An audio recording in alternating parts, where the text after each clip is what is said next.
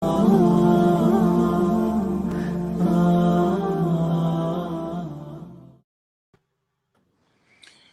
alaikum rahmatullahi wa barakatuh. Welcome all to another edition, or should I say episode, of the Doctor's Lab with Dr. Green and myself, Dr. Abdul Haqq Baker. Welcome, Dr. Khalid, Brother Khalid. Assalamu alaikum rahmatullah.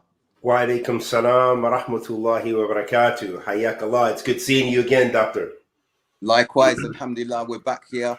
The last show before Ramadan, mashallah, tabarakallah. Yes, and I think that the topic that, as I mentioned to you earlier on today, I felt we should cover, which is quite appropriate and in keeping with the sort of themes that we've been discussing, is with regards to the concept of isolation, especially in the West, and avoiding extremes. And isolation, as you know, the Arabic term, and this is why, Khalid, I want to bring some other perspectives for consideration. But as we know, isolation in Arabic is al-uzla, okay, seclusion, okay. And I remember preparing a short paper for myself. I looked at the notes. It's 2003, I think it is, and I titled it just for myself, as I said when I was doing some research, the permissible types of seclusion, uzla, from the people in light of the Sharia. And obviously, and I'll put this over to you shortly, during the times of trials and tribulations and fitna, and something's gone up about Sister Speak for some reason. No, I am not Sister Ruwaida. He is not Sister Ruqayya, and the third sister. So, apologies, audience, for the glitch that's happening there. These things happen, mashallah, tabarakallah.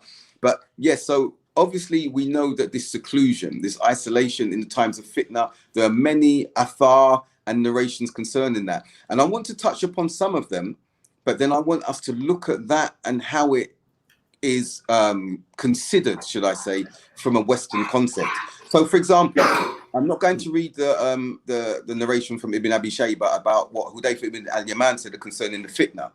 But when we look at seclusion and isolation during the times of trials and tribulations, Al-Khattabi, radiallahu an, stated, seclusion, uzla, during fitna is the sunnah of the prophets, the protection of the devoted servants, and the path of the wise, and especially during this era in which goodness is little and there are many reasons to cry. In Allah alone do we seek refuge from his evil and misfortunes. And that was Al-Khattabi said, as I mentioned already. We know that a number of companions, for example, practiced this. Muhammad ibn Maslama, Sa'id ibn Abi Waqas, Abdullah ibn Umar, Usama ibn Zayd, Abu Bakr Nufay ibn al-Harith, Abu Masud al-Ansari. A number of companions practiced this when the circumstances changed, okay? However, it's what do we do in these times?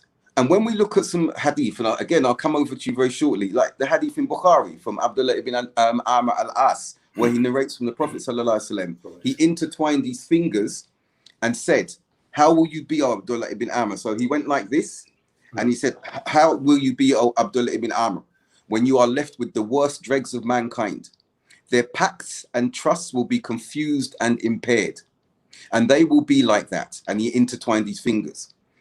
He asked, what shall I do, O Messenger of Allah, sallallahu alaihi wasallam? He, sallallahu alaihi wasallam, said, take what you know and leave what you disapprove of. Take care of those closest to you and leave them and their masses. And we see a number of addresses here, but then we see how do we practice al-uzla, when it's about tending to the people closest to us, leaving off the masses, tending to matters that are of particular concern to you. Leave off the masses again. Tend to yourself, leave off the masses again. So the person clings to those closest to him, those who stand upon the same things that he stands upon, matters of worship, propagating the religion, ordering the good, eradicating the evil. So these are really meritorious characteristics in this al-uzla. But what we have seen, and this is the point I want to come to now, we have seen people go to extremes with this practice and the resulting steps that they've taken when they've taken this understanding of seclusion and isolation to an extreme. And I'll give examples of Juhayman al-Mutaybi. Shukri Mustafa in Egypt, as we know. If we move from outside of Islam and we look at those other groups that the Jim Jones cult, when we look at the Waco individuals and that community that pulled away from society. So it's not only within the religion that you have people, groups pulling away from society in order to have more of a pure sense around them, to have like-minded people around them. But what happens more often than not is they end up falling into extremes and enacting extreme acts upon society later on. No, I concur. I think looking at something very important here, and you're pointing to it, you pointed to it right off the bat, and that is that when it's mashru', when is it legislated as a practice, and actually defining it, because ultimately, when we look at a lot of these terminologies and so forth, ultimately we are ordered to follow the sunnah of the Prophet sallallahu alaihi wasallam. So even if we have companions, and even if we have radiyallahu ta'ala anhum ajma'in, even if we have tabi'een and itba' tabi'een, the followers of them, or other classical scholars doing certain practices or having certain reactions, their reactions also have to be put in light of what the Prophet sallallahu alaihi wasallam did or authorized. So when we look at this, as you mentioned, the uzla, this type of seclusion, we have to define, what does that mean? Does that mean cutting off from the society? Does it mean just to have time to yourself? And you know what I mean? Like you go out, like I like to go hiking by myself. Right. I mean, I like to go with people too, but there's nobody, who likes to do, very few companions that like to do that with me. So, I go out and do my thing. From my understanding, the uzla in general, that is mashru', that we're talking about when there's times of fitna, when the sins have become overbearing, and the people of the sunnah and hadith are very, very few or practically non-existent in a place. And in general, from my understanding, and listening here and there and from scholars, that this is not the time, or this is not our case. You know what I mean? We have a lot, mashallah, there's a lot of ulama of Ahl Sunnah. There's a lot of people of the Sunnah sprinkled around the world, united on a common aqidah, creed, and methodology. So this is not really that time, and especially for that uzla. And that uzla, or what we see, as you mentioned, you gave some case studies, Shukri Mustafa, you mentioned Juhayman al-Hutaybi, and who else can we say? Several of those groups, because Shukri Mustafa was the head of the Jamaat Takfir wa Hijra. That's right. And so their whole concept, they made takfir of Egypt and all its people, the whole society, and then they removed themselves up in the mountains, establishing their new community and making the women, you have to separate from your fathers and all that, because they're all in Jahiliyyah, they're all disbelievers and this, that, so you see that practice, as you mentioned, is a common trait with a lot of cults and a lot of, ones that are within the fold of Islam and ones that are outside of the fold of Islam. And their commonality is that extremism. We have a lot of them here in America that are groups, they could be militia groups, they could be white nationalists or neo-Nazi groups and various other groups. They seclude from the people, and there's usually a whole ideology and a whole belief system that's with it, that accompanies their seclusion. No, absolutely. No, Jazakallah khair, Khalid. And I think that looking at it from a Western context, as I've said, when we see that taking place on an individual and collective basis,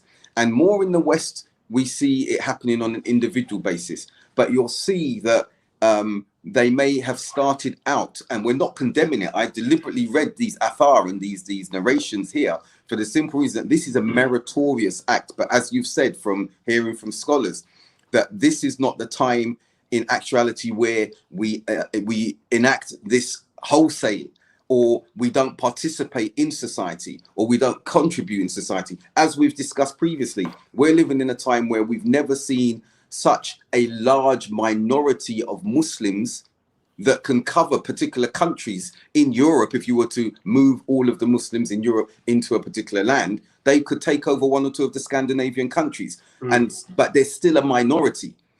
Yet we are very, very visible, very, very vocal in the US, across the Western Hemisphere, as it were. So there may be some who feel that they cannot participate in society. And that's fair enough. That's understandable. But when that isolation starts meaning that there's a resentment, a marginalization, a ghettoization of yourself or your communities, because that started happening, even to the most orthodox elements of our communities, in trying to preserve particular elements as well as realize particular aspects of the deen in a Western context, started ghettoizing ourselves. And that was problematic in that instance. And the engagement with wider society became less, right down to family members. And yet these athar, yet these narrations were the ones that were fueling that premise of isolation. So this is when it was moving, I believe, out of the original context of the meaning of uzla, the meaning of seclusion in that instance. Now, some will come back and say, oh, well, what about the story of the people in the cave? And before I forget, wa alaikum salam wa rahmatullahi wa barakatuh to all of you who are sending salams and here with us today. Welcome to all of you, and jazakallah khair for joining us. So my thing now, Khalid, is this is an appropriate time to discuss this, because we're going into Ramadan, mashallah, tabarakallah. And as I mentioned in the khutbah earlier today, this Ramadan and this past year, since the last Ramadan, is unlike any that we have seen before. And why do I say that? Because many of us lived in lockdown, in quarantine, in isolation, and it was an enforced one to an extent in that instance. And many issues came with mental health and such like. But going in, why is it unlike any other year that I can remember? Each year, Allah's decreed many people are going to die. Qadallah ma shafa. This is a reality. This is an inevitability that's going to take place. But how many of us have ever lived with it being so close to us that we are so uncertain about ourselves and our family and our children, and so uncertain that that could touch us because of the way this thing had spread? We've not lived like that before, Khalid. Yes, those who've lived in war zones, Syria, Iraq, Palestine, Kashmir, Democratic Republic, Congo, or in war-torn, insecure societies. Yes, bombs dropping over heads and things like that. Yes, they know that feeling. But on a global scale, we have never lived with the fact that just by speaking to you, me and you meeting each other, I don't know if you've got the virus. The next thing, I've got it and I've died. And we've seen we've seen mass funerals like never before in the UK, where we've seen mass graves, graves being mass burials side by side. Even the non-Muslim media came to some of the burial grounds because they'd never seen this before. Families with 9 individuals dying within days of each other because of the coronavirus. So now we're coming up to Ramadan. It's a time of reflection. We understand that.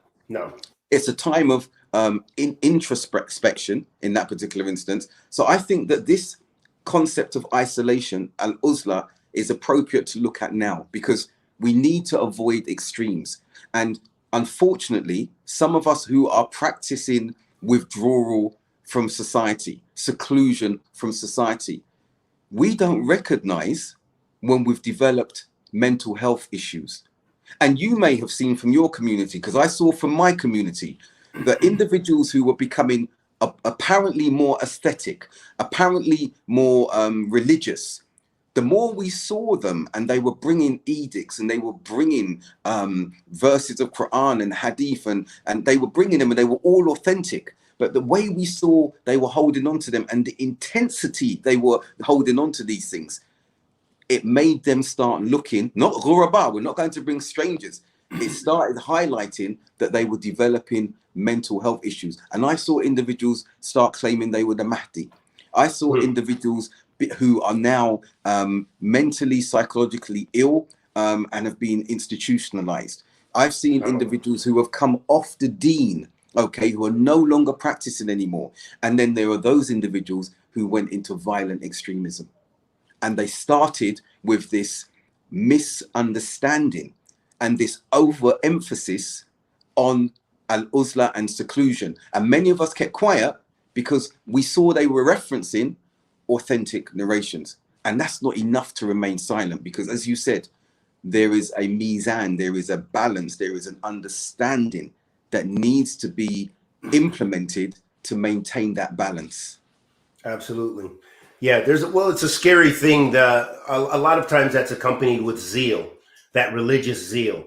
So as we talked about in our prior podcast about the phases of maturity in the deen and so forth, and that some of the people, either they're stuck in a certain phase, right, or they just accompany the zeal with those other ideologies. And I cannot help but, as I'm describing this, thinking of Faisal Jamaica, for example, that the zeal, although he may have had a bit more maturity in the deen, he studied, he had some tools of knowledge in his carpentry bag, but that accompanied with zeal, some knowledge.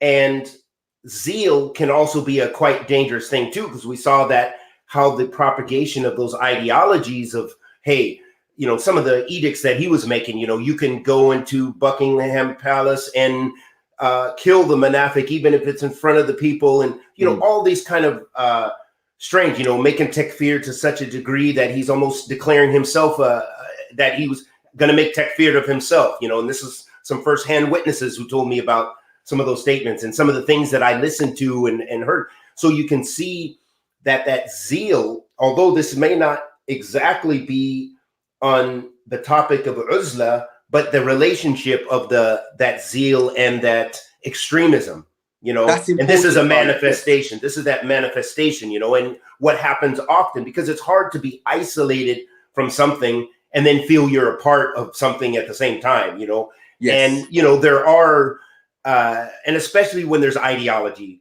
combined, that's just the bottom line. Most of these scenarios, there's ideology, there's a takfiri jihadi ideology when we're talking about those Islamic groups, or even some extreme Sufi communities. There's Sufi collectives. We have some in America, and you probably have some in the UK too, that are like, they have their own, they have migrated to a land and they have their own religious bubble in which they operate and consider themselves not a part of the rest of the society. And this can be it could be a very dangerous thing as well. And exactly. All the deviancy Yes, from a Sufi perspective, we only have to look at the Murabitun and what they did and when they went to Spain and everything like that. So, and what Samira is saying, yes, we are living in very weird times. And that's why it's more important now to understand the concept of isolation when it needs to be implemented. Here, as she's saying, yes, society, thank you, Sister Samira, Jazakallah khair, it's getting weirder and weirder, and views are being imposed on us. As you've mentioned, LGBT and a whole lot of other things, even trying to lower the age of consent, and you've got paedophiles saying this is a natural thing and doing TED Talks about it and everything. We've got all of these things actually happening.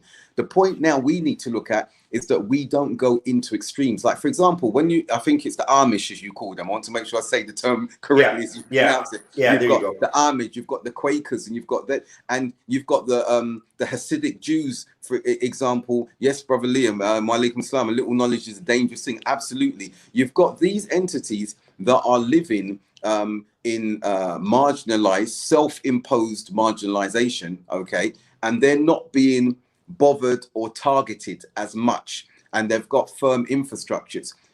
Muslim communities have not been able to succeed in doing that without bringing the lens of security upon them, okay, without being targeted by security saying we need to watch these individuals. And that's a problem in itself. And even if you are in mainstream, they're still targeting our children in schools via Prevent and things like this, because they have a view that is religious. They have a view that comes from their faith and their foundations. And maybe they have not formed or formulated the ideas fully yet, because they're learning their deen, they're learning their faith. So they might speak, my dad says such and such. The next thing you know, they're under securitized lens in that instance. Hassan, if you can put back up that last question, and we're trying to address it. So my thing is, now we need to say to ourselves, how do we understand isolation in a Western context? And as you said, is it the time for that in the way that we've seen or we've understood from a Western context? Because inadvertently, and I will say this as well, Khalid, unfortunately, I saw it myself. When some of our scholars in the 90s, moving forward, saw us, we came to them and they saw the Thawb, and they saw the Gutras, or some came to conferences, like Dr. Jibali, when he came to a Jimas conference and he saw us and he said, it's like I'm seeing the Sahaba. And he had this nostalgia from seeing all the black abayas, the niqabs, the thawbs, the beards and everything like this.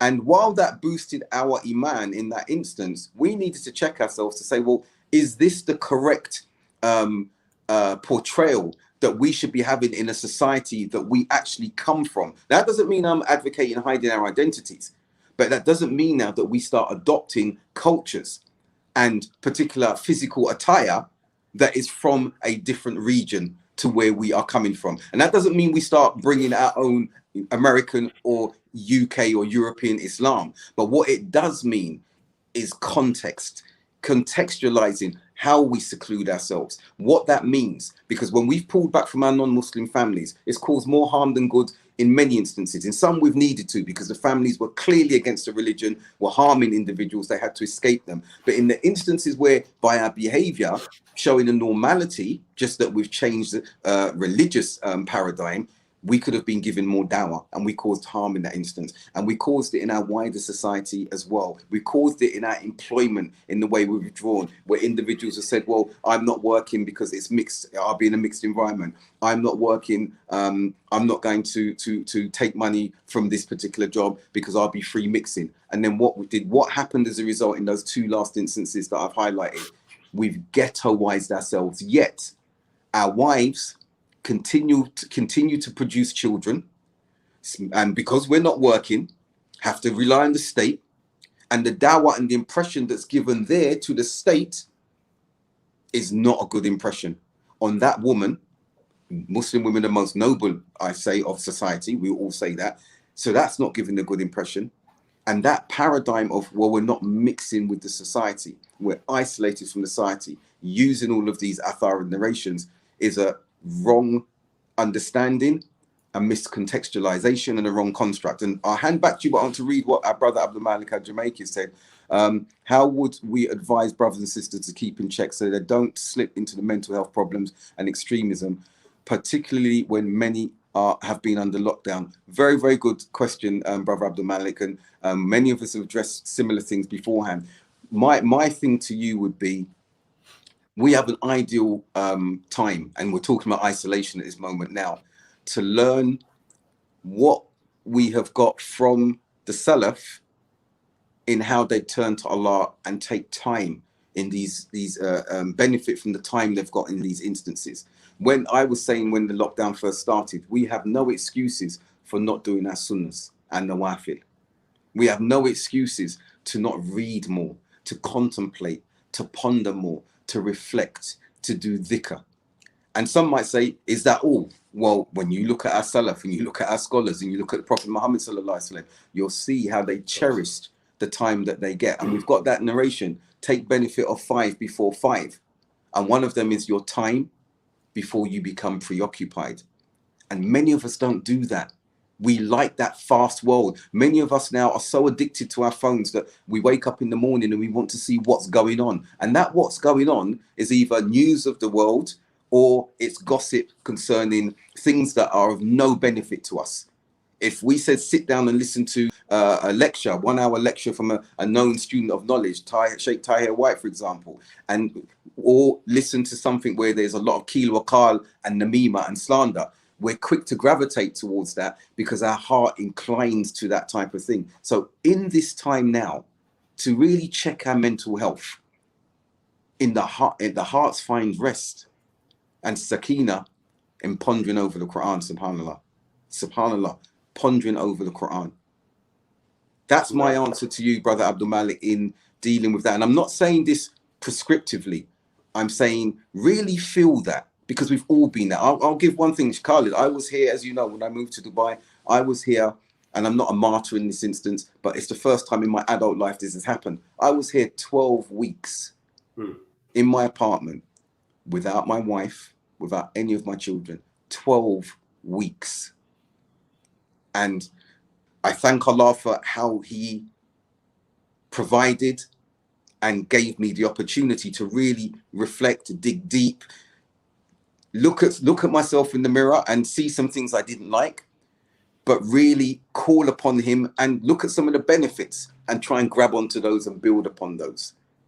So this isolation in this time with the lockdown is something that we should really look at benefiting from in the best way we can. And then I'll say, beside that, if there are those that you can contact, if there are those you can give a phone call to, if there are beneficial lectures where it's talking about raqa'iq, the softening of the heart, seerah of the Prophet sallallahu alaihi wasallam, if there are these kind of lectures that can appease you, that can relax the soul and bring contentment, then have a routine where you're doing this partly reading, partly listening to Quran, partly listening to lectures in those particular instances there.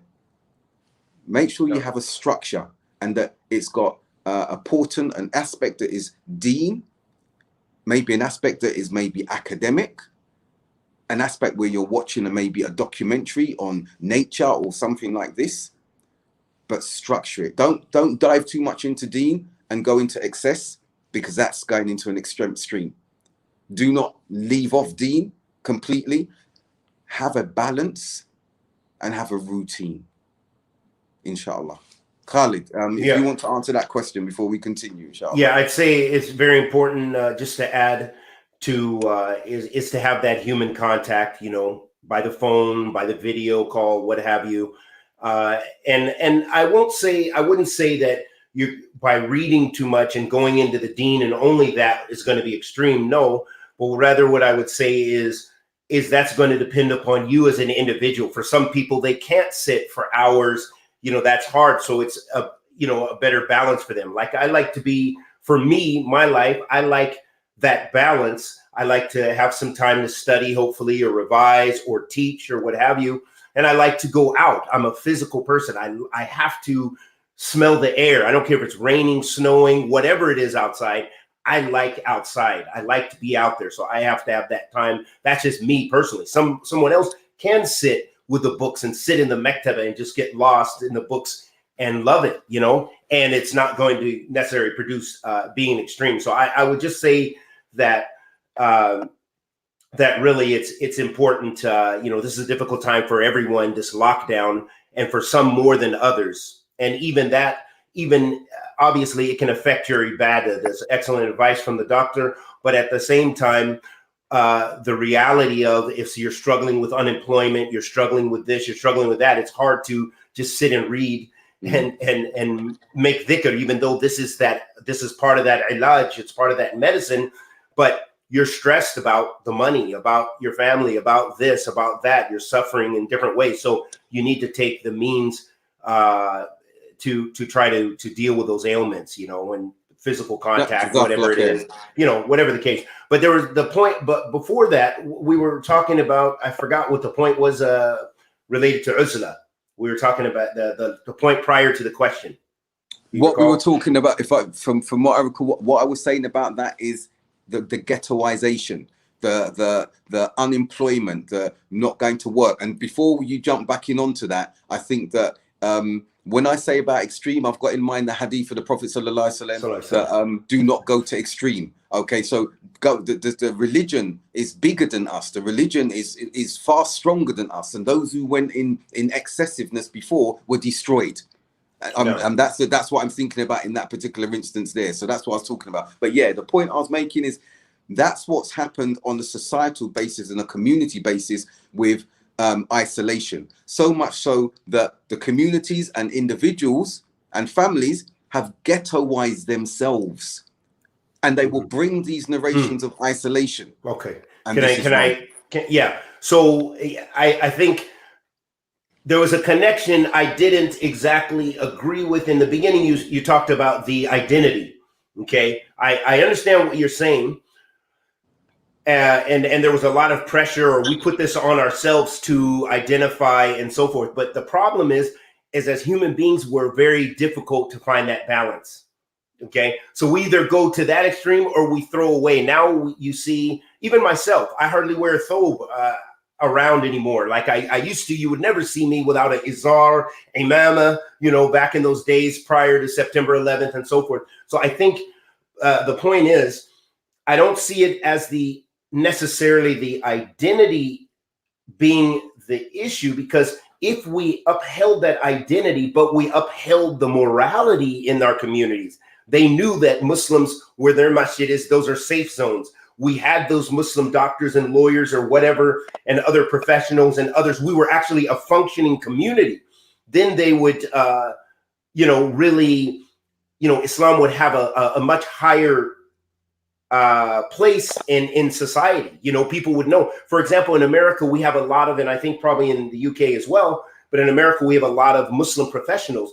But often we have Muslim professionals, and sometimes in some of the places you would never expect, but they have next to no Muslim identity. They have not, he's a doctor in the community. Everyone depends upon him. Maybe it's a poor white, whatever isolated community in the country somewhere, and there's a Palestinian doctor, or there's a Pakistani doctor in his family, and it might make the paper. Yes, Dr. Zakaria, da da da da da da, and he shares a point about his Muslim faith, or maybe not even that. But the point is they go there's no balance. So there's no Islamic identity. The wife probably doesn't cover. There's nothing there. So they only know that, yes, it's one of those, it's a different race. It's a migrant who's come here, and they're doing such great things in the community. So it's very important, that identity. But I think, as we would both agree, that spiritual and that growth in the community, that we're producing something, that we're not going, we have that same problem here in America, where you have a lot of sisters, they lie to get those benefits. And they say, no, I'm not married. And you're having another child, Miriam, she's got 9 children. Oh, I don't know who the father is. I don't know. And she's just lying. I mean, there's so much evil there that they take lightly just to get the dollar, and to get that to be on the stick of someone. Because when you're dependent upon the system like that, there's never really a good, even though you maintain this little lifestyle, maybe you can go back to your country and, or whatever. But it's a disgrace for the dawah of Islam. They only know, the ones who wear the niqab. Yep, those are the ones. They don't even know who the fathers were. So what's the difference between those and those girls on the street? What's the difference? Because they keep coming in. She said she doesn't even know the father, and she's done it 9 times. She gets $3,000 a month because of this. And this is this is the problem. I think it's more not, and I'm sure you would agree, and I don't think you were necessarily saying that, but I just wanted to correct that. Or what I understood from that statement is that I think it's so important. It's what we failed at is we didn't do any reformation in the society. We didn't reform ourselves. We don't reform. I'm looking at how many Muslims we have here in Washington State, Seattle. We have the second biggest Somali community in the United States, or maybe in the diaspora. I think maybe here in Washington State, in the Seattle area, after Minnesota or something like this.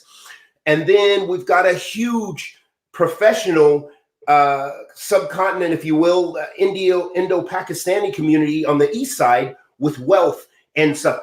There are no reverts here hardly. They're scattered. They're gone. No one does dawah. We've established infrastructures. We've got professionals, businesses. We've got halal stores. But no one calls anyone to Islam. So there's no reformation of the society, and there's still that ghettoization. And then there's a gap between those communities. And, everyone is for themselves. I was literally thinking about this last night. I prayed Isha in another far masjid in North Seattle. It's a beautiful, built from the ground up, from Saudi money in the 80s or 70s or something. And it's all Egyptian run now.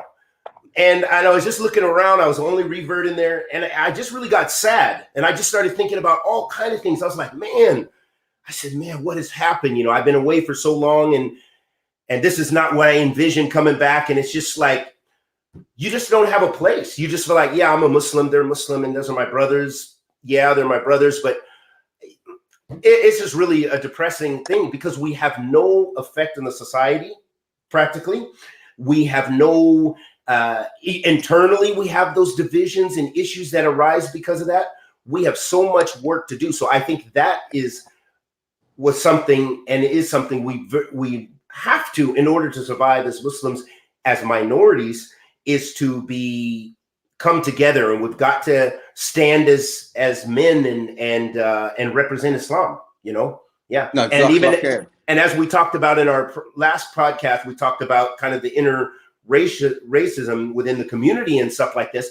And we also have to take those responsibilities as, for example, those isolated within the isolated community, as African Americans, Afro-Caribbean, Afro-Brits, or what have you, that, we need to establish our own leadership as well. I'm afraid to, I used to be resistant against that, but we need role models. Our kids can't say, only people who know anything about Islam. Oh yeah, you have to be Somali, you have to be Pakistani, you have to be, and it's not that, but it's just everyone needs to come to the table.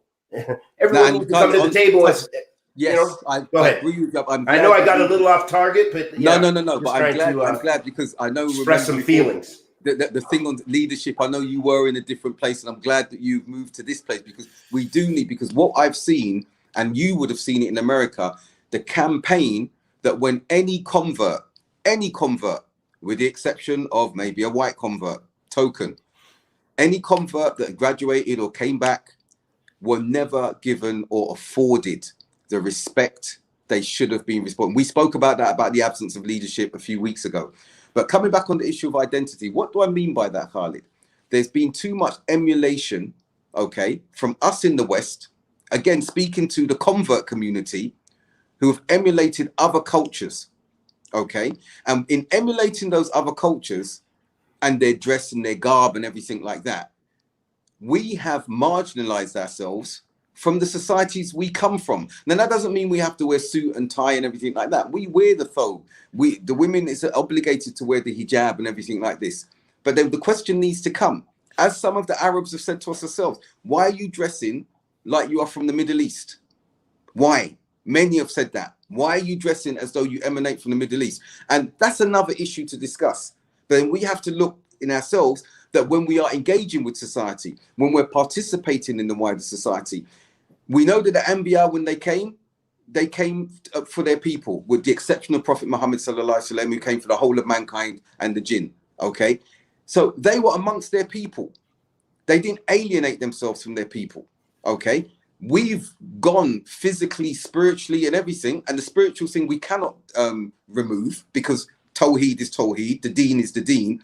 But when we've alienated ourselves in that sense there, we've ghettoized ourselves. And wa alaikum salam to Octavia, and I think there's something, attach your lens. I know who that is, mashallah. Adjust your lens, adjust your angle. Salams to you. First time seeing you on here, mashallah, tabarakallah. But I would say, and Bilal, because guess who's there, I've not spoken to, mashallah, for a while, a few weeks. We need to look at... Good question there. No. Yeah, we'll keep that question up, please. We need to look at the effects of our isolationism, not only upon ourselves, but upon the wider community, upon our wider families that need dawah, upon wider society. We need to question that, because when we're doing that isolationism, we're only doing it for ourselves. And we can say, I'm doing it for the deen. But then when we're doing it for the deen and mental health issues are developing, then what is happening? There's an imbalance somewhere. And I only want to bring another example. We've talked about Shukri Mustafa. We've spoken about others. Let's talk about Juhayman al-Utaybi. When they went into the desert, and he came from the Bedouin lifestyle before, and others tried, some city dwellers tried to take up that lifestyle, which was very, very harsh. But we saw amongst them, dreams started happening about the Mahdi, about the advent of the Mahdi coming, that the Mahdi was amongst them, this Qahtani was amongst them. They started having the dreams. We know that Shaitan can proliferate dreams in this particular instance, but they were unable to discern. They relied more on dreams, like some do, than they did on reality in these particular aspects. And they ended up doing something that was just outrageous in the 20th century and storming the Kaaba. Okay, so when you look at, and we've talked about non-Muslim elements as well, Waco and such, when this happens in that way, Jim Jones and everything, when that happens in that way, the end is not good. We look at Imam Siraj Wahaji, his son, and we saw, was it a year or two ago, where his son and some others broke out and started their own commune again. And there was a child or two deaf, and the commune had to be stormed in this particular instance. Dwight York, and Sarah La and everything, and the different changes that took place there, this isolationism that took place. We of people on the Sunnah, we of people upon guidance, need to make sure that we are not bastardizing this concept. We've bastardized enough concepts, not all of us collectively, but some have bastardized concepts that are noble. And so when you see individuals now becoming isolated and withdrawn, society targets them now. Society suspects them now. We bring our children out of the schools because of what they're teaching, the heinous things they're teaching of LGBT agendas and everything that are becoming mandatory, that are going to start in September. And if we pull our children away and say, this is wrong, homosexuality is the norm now for most of society. And before, when you used to speak about against homosexuality, because it's our belief. We believed this before we became Muslim, many of us, but we speak about that now. You can lose your job.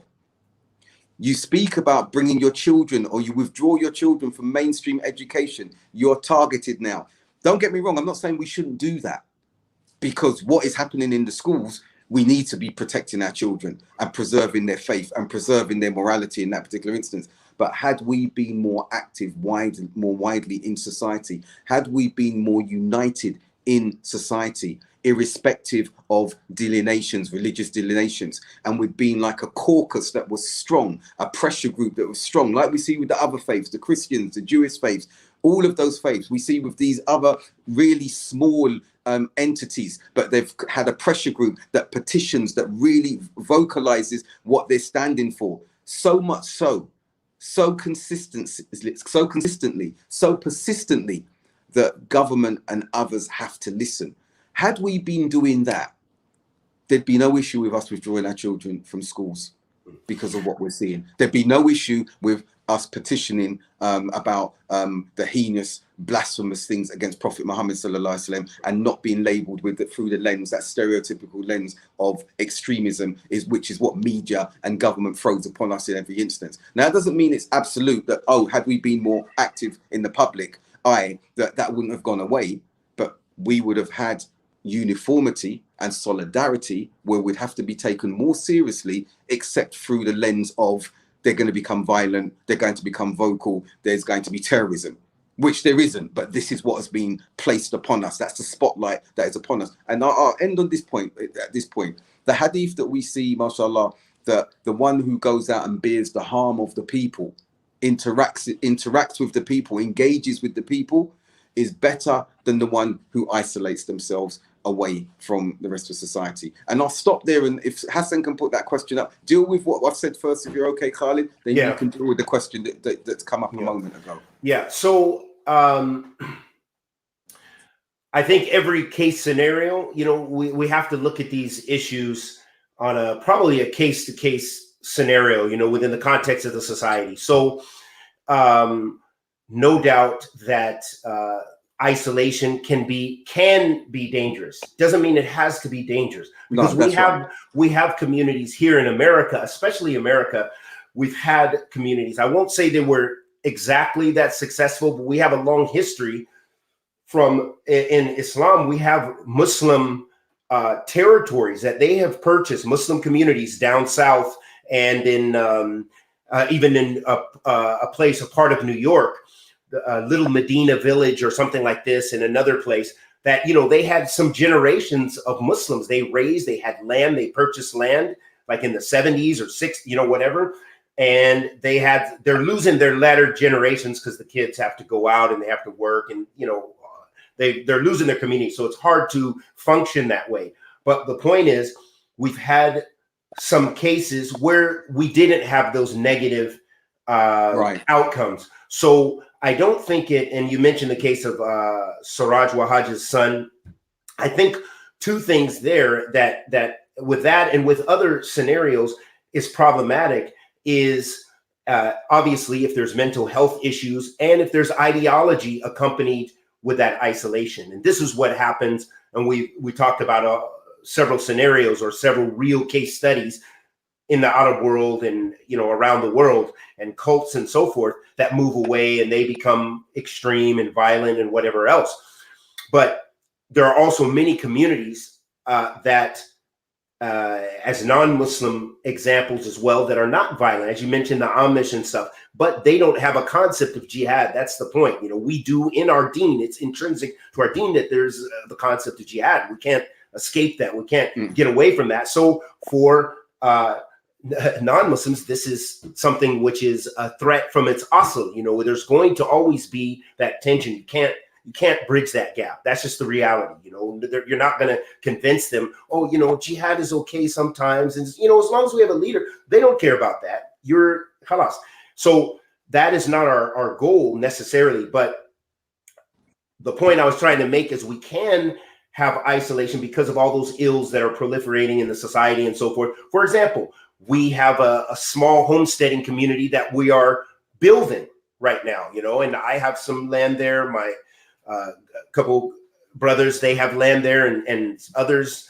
And, we're not, of course, we're all Salafi, but, we keep, there's no ideology or no other, thing going on, and we don't have those elements. But, we just bought land to be away from, and because it's affordable and because we can establish a community. So isolation doesn't have to be a negative thing. And I don't think you were saying that, but I'm just emphasizing that point, is that it's problematic when we have that mental health. If there's mental health issues, obviously, and then there's ideology accompanying that. And so, if you totally ignore the norms of society, like, for example, in the Siraj's son, from my understanding, they had, they had a child that was mentally challenged, and I don't know if there was a kidnapping issue involved. I don't really know all the details. And then maybe he died out there, and they, you can't totally, you're under this society's norms and so forth. They will come and take you away and mop you up if you present a problem and go against those norms and break the laws and so forth of the land. So you don't just go and isolate. And this is the case with a lot of those other extremists, that they isolated and they established their own laws. We've had communities as well in America who try to say, no, we are the law here. We are, this is our place, and the government has no authority here any longer. And this is where you become a challenge to the system, and they will get rid of you. And especially if you're a person of color and a Muslim and otherwise, you will be dealt with. Yes. So I'll give you another example. This isn't isolation, but we have a huge, strong movement for people who will protect the Second Amendment rights. And for the Second Amendment rights, for those who don't know, this is the right to bear arms. And they literally come out openly, some of their spokespeople, and say, hey, this is our right. And the intent is to protect this right from a tyrannical government. They say it. So they're saying, like, basically, if you try to take our weapons, like right now, there's an argument about taking AR-15s and so assault rifles. And Biden wants to take a very heavy hand on that. And those gun right guys are like, well, you come and try to take our weapons, you'll see what happens. Police, army, whoever it is, we're well trained and so forth. So my point is that ideology and that defense of what you establish as your rights and as your laws, your bylaws, trying to establish those norms which are against the society, could be very dangerous, has very dangerous consequences. No, you're right. Yeah, I was listening to the executive order of Biden very recently concerning that, and just to speak to that thing concerning Imam Siraj Wahaj's son. I know a case from my community that I was in at the time, from Brixton, where we saw a family move from society into another society, Muslim society, because the health services wanted to help their son, okay, who was diagnosed with cancer, and it was treatable, and he was a teenager and everything, and they played it down to the community. It was quite severe, started in his leg, was spreading. Beautiful young boy, used to see him in the masjid a lot, mashallah, tabarakallah. Next thing we heard is they've moved to a different country. I'm not going to say the Arab country they'd moved to. And the question was, well, okay, so what's happened to the boy? Is he cured and everything? Yeah, from what we understood, he was cured. And then I heard a few years later, he actually died. And really, he wasn't cured whatsoever. But the mother refused to give that he should have treatment, and that we'll make dua, and that we're doing things. And this has happened. And so that isolationism was an extreme one, cross society, escaping from one society, in this instance here, moving to another one. We've seen that happen when it comes so far as withdrawal from conventional health in that particular instance as well. Okay, we've seen, I know of people personally close to my family and I, who, because of the pressure and the succumbing and agreeing to narrative from a marginalized isolationist group, cult, I will say in this instance, that instead of taking conventional health remedies to try and cure themselves, they were told that this is wrong, that this is evil, this is something from the Murjia, and all that Islam was brought into all of this instance, despite there being doctors of the Sunnah going to scholars and saying these people need to be treated in this particular way. The science is there, it's from the deen, it doesn't contradict. They didn't. They're no longer with us. A few individuals on this, and this cult continues to propagate their call in that instance. And we've seen that with the Jehovah's Witnesses as well. When you see how the Jehovah's Witnesses are with regards to their isolationism, with regards to their children not going for conventional medicine, it's the will of God, and the child just dies, or whatever the situation may be, or the individual dies. This concept of isolationism is the one that I'm saying is what I'm speaking to, not the one where it's meritorious, but because those who isolate in that way that you're highlighting, bought land and everything, this is good, this is progressive, not in the progressive liberal sense, but it's progressive. We need to have ownership. I owned my own property before I came out to the Middle East. I sold it. I had two properties, bought one property, sold it, bought another property, my wife and I, and everything. Ownership and that sense of independence and autonomy is very, very important. But I dare say those communities that you speak about, even when you look at the Amish and you look at some of the other communities, they come back into the wider society. They engage and then they retreat. They engage and then they retreat. They don't keep their doors closed. If people want to come in and learn about them and see and everything, like today, a non-Muslim came for Jummah, he wanted to speak, we engaged afterwards. The doors are open in that instance, not for infiltration, but for engagement. But when that paranoia sets in, as what happens with isolationist cults, they become cults. Anyone coming in goes through a rigorous protocol of inspection and suspicion, and they have to prove themselves, often in outrageous routines or ceremonies, to show that they're a part before they're accepted. So this is when isolationism goes to extreme. And the point that Liam made sarcastically, and I want to throw this back out there, I think is a good point that he highlighted. Is there a numbing to mental health at the moment? Because instead of that being a minority issue, mental health now is a majority societal issue, where we see leaders with mental health issues, right down to children with mental health issues. But it's become so prevalent that it's the ones who speak out about it and highlight it are the ones who are looked at as being the ones with mental health issues, when in actuality, they are the normal people. They are the ones with normality. And I'm not saying anyone with mental health issues is abnormal, but what I'm saying is that when it becomes so prevalent that we become immune to it, then we're living in a altogether different reality. Yeah, and then that's why you see I've seen individuals, you've seen individuals, people say, yeah, they're strong on the deen, they're mutashadid, mashallah, look at them, they love the deen, the way they're dressing, the way they're acting, they don't tolerate this, they don't tolerate that. Then you see a complete burnout, collapse, or driving towards extremism or off the deen in that particular instance. And then others say at the end of it, they don't say, oh, we should have recognized the signs.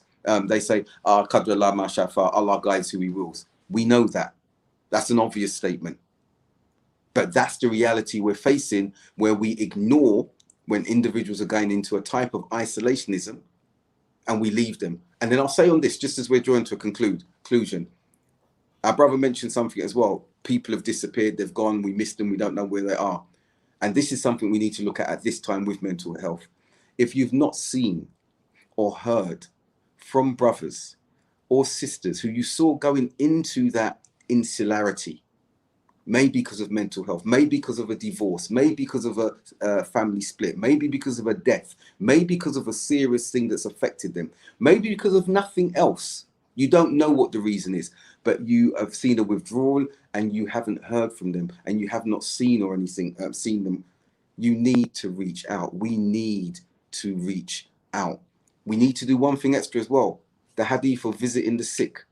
We may not know people, but if we know there are Muslims in hospitals, we need to go and visit them to uplift their spirits. I just read something today, or the headline of a Danish society, where an individual had disappeared from society for many years. No one noticed him until the owner of the building called the police to come and check, the Danish police. He'd been lying dead. The remains of this individual had been lying dead for 9 years. Wow. 9 years in a so-called modern society with all of the trappings and modernity and progressiveness in this, but his body was there decomposed for 9 years, and the authority said we need to look at ourselves, how this could have happened.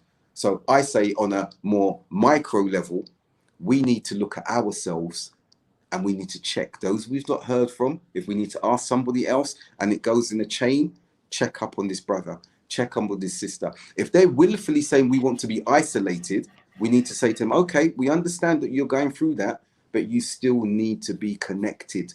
You still need to be in touch. We care about you. You cannot go and live out on your own. No man, no woman is an island in this particular instance. Stop giving me the athar and the narrations. We follow that. We believe in that. But are you taking these things in their correct and proper context, living in a Western society? Is that those athar and the narratives, are they even enacted in the societies that we're living in the Middle East today? No, they're not. Not to that extent.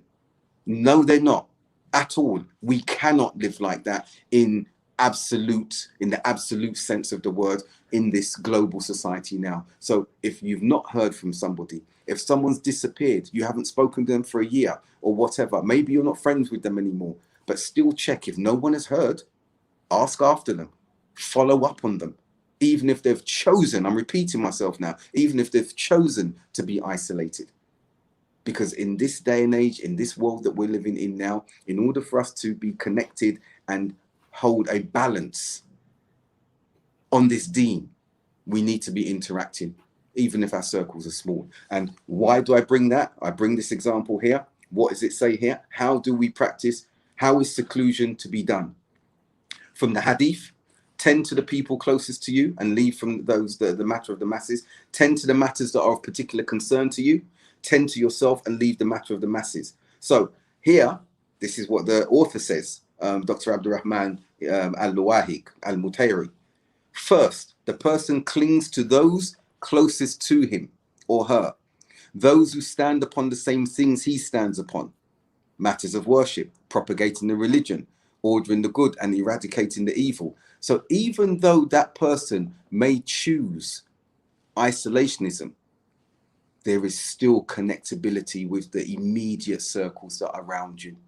And those immediate circles around you, they have immediate circles around them. So you never are truly in complete isolation on your own, battling your own demons, because you are still connected.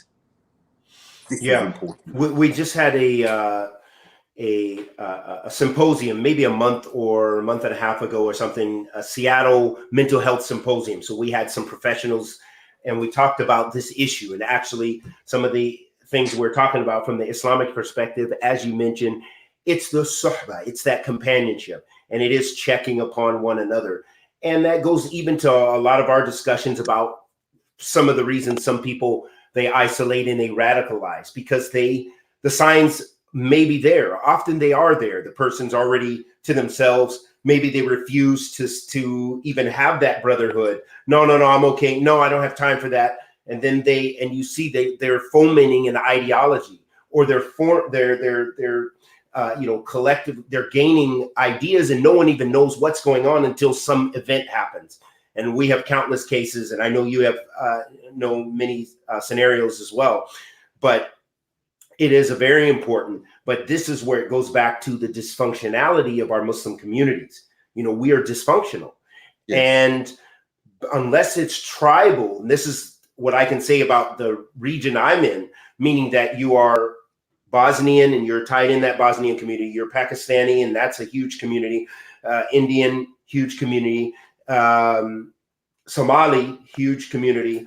If you're not amongst those, as a revert especially, you really find, our situation is more precarious. It's even more dangerous, more delicate, because we don't have those Muslim support systems in our family. Right. And that isolation, it's so easy. And if it's accompanied by mental health and all those other issues. So it is very important that, at least on a micro level, that we check on one another, that we look after one another, that we make each other feel welcome. You shouldn't have to come to the masjid and you just feel like you literally are a foreigner in the house of Allah subhanahu wa ta'ala. We should kind of look out and reach out. And, I'm sure we're all guilty of it in to some extent, but it is very important, as you mentioned, just reaching out and checking the well-being. And then that brings up the whole issue when mental health is very touchy. And there's a reason why, traditionally, a lot of those communities, it's very stigmatized to even acknowledge mental health, and basically just to say it's the jinn or it's ayn or something. And it could be one of those things, or it could be mental health, or it could be a combination. So right. The thing is, we need the mental health professionals. We need that active in our communities. We need a lot of things. We're a new community in the West, in a sense, really, as Muslims, even if it's been a few generations or what have you, but it's still relatively new compared to some other communities that have all those elements. So I think there is, I don't know if there's a push, but there is an acknowledgement of some of these needs and that outreach and all the other things we talked about. But on a micro level, as you mentioned, it's just checking on one another. It's just really a phone call, because it's really, it could be very depressing. I actually had a call with a colleague yesterday from work, and he's in the UK actually. And it was a Zoom or something like this. And he just said, I'm so depressed.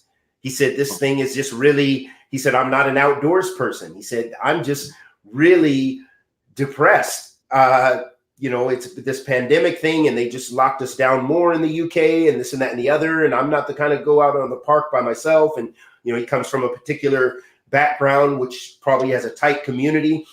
And yeah, so we don't know how this is affecting. So it's good. Even a text message out of the blue to your brother or sister. And this is very important, those connections, very important. And I think, thank you, Khalid. I think, in concluding, this is a very important note that you've touched upon. And I would say this to those viewers who are listening, and this is a message regarding the converts, the reverts, considering and not only the reverts, but also the immigrants, those who have come from Syria, those who have come from Africa, the African continent, those who have come from the Asian continent, immigrants coming in, forced to leave their countries because of the turmoil that's there, the persecution, what they've been witnessing, the Uyghurs, those who've escaped what has been happening in China. I say to the other Muslims concerning us, Ramadan, especially for converts, and I'd say for these immigrants who have been pulled and had to flee from their lands, the Rohingyas and these, Ramadan is a month of joy, and we all look forward to it. and there's excitement, the level of ibadah, the iman that's there and everything like that. And we all feel it and we all strive for it. But some of us don't. Some of us fear that month now, because while we witness everyone else having that spiritual high, that boost in iman, the meetings for iftar, and even that might be social distancing now, or those Zoom calls where we're calling at iftar time and how's your day. There are those who don't have that. Immigrants who don't have any extended family now, or they're so dissipated they don't know where they are, or they died or whatever, they're still living from trauma. And then the converts who every year become invisible. There's a forced isolation upon us because no one is looking at what the convert has gone through from a point of mental health as well.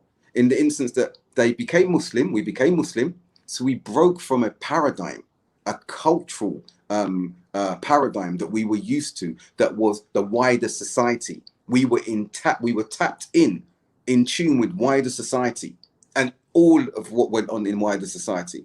And we've come into a macro, even though it's a big macro environment that is somewhat alien to us, where we're making new acquaintances, where we're learning a new faith.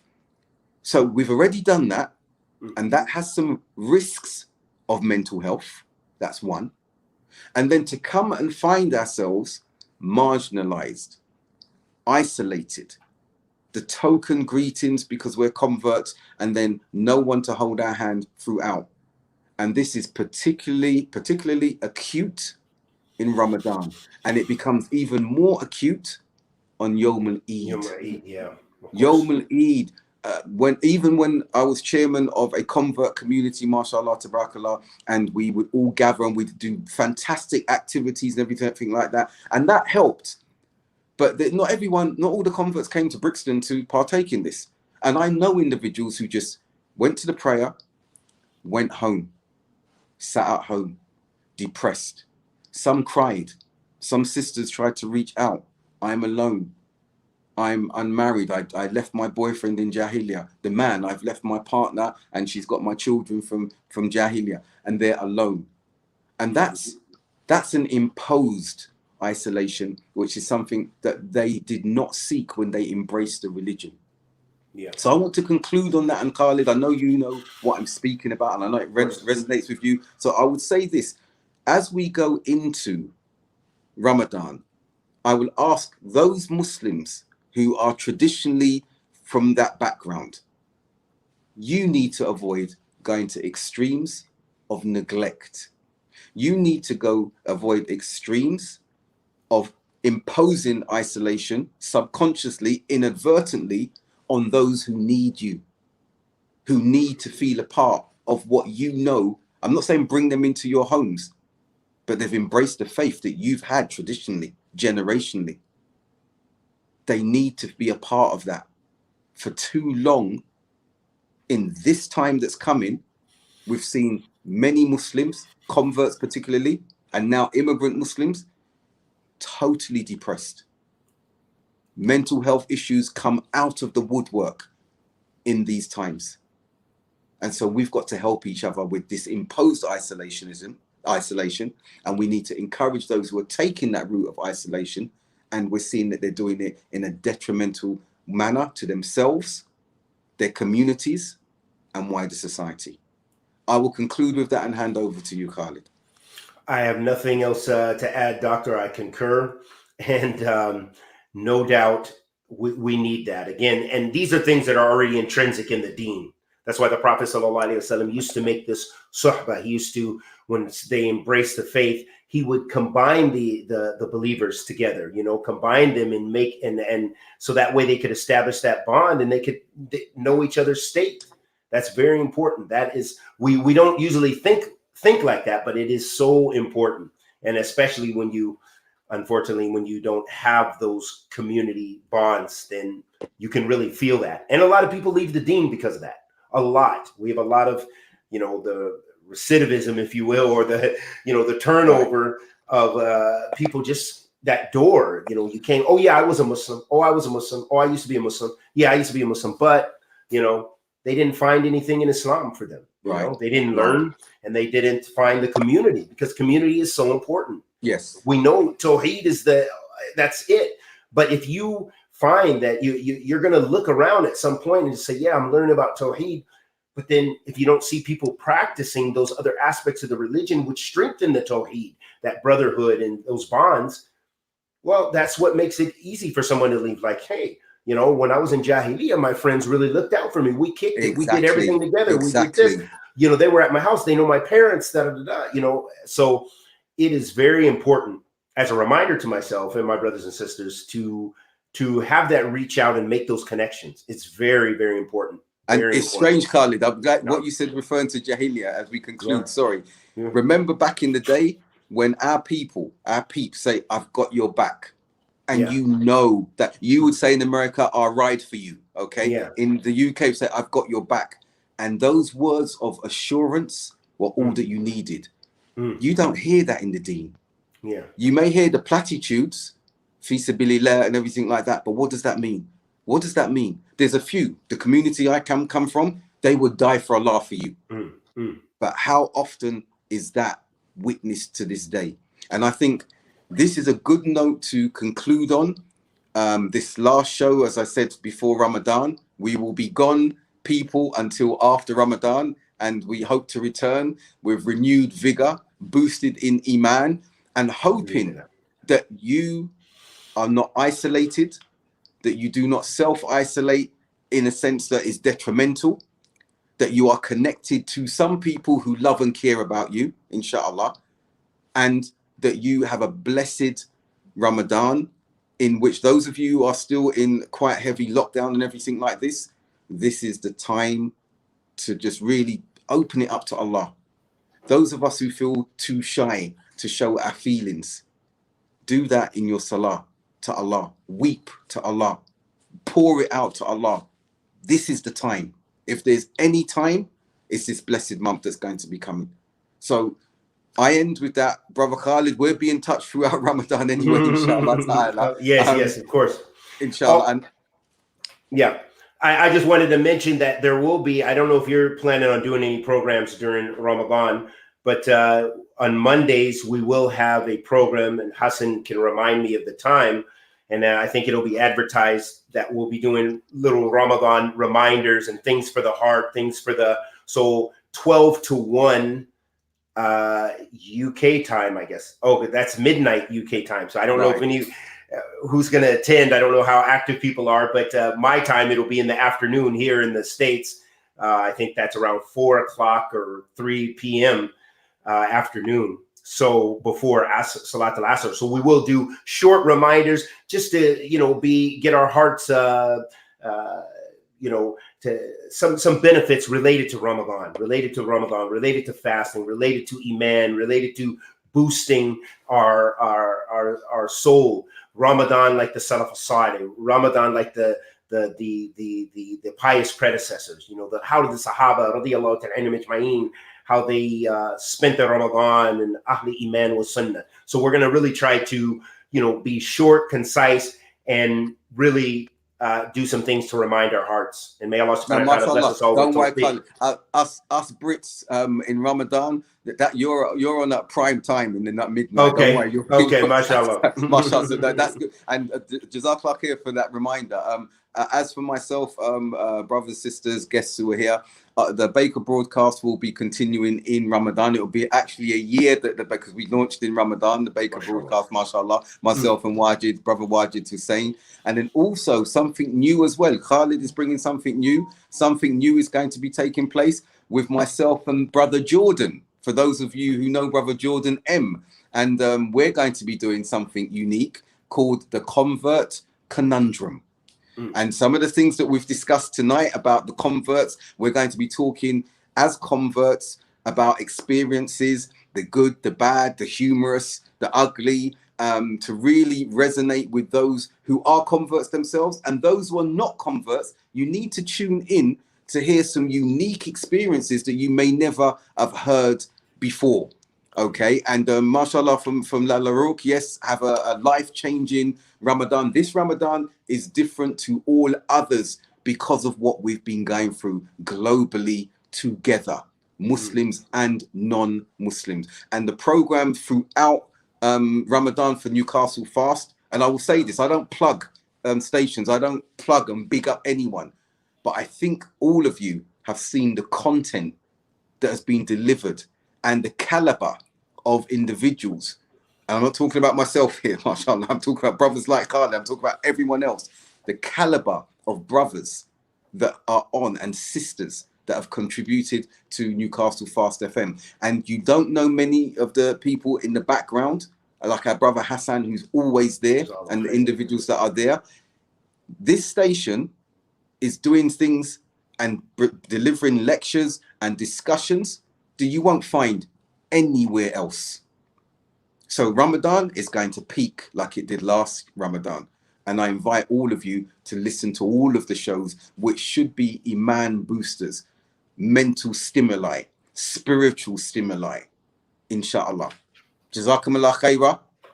Assalamu alaikum wa rahmatullahi wa barakatuh. See you after Ramadan with the Doctor's Lab, but see you in Ramadan with the shows that we'll be doing, inshallah. Wa alaikum salam wa rahmatullahi wa barakatuh. Hayyakum Allah.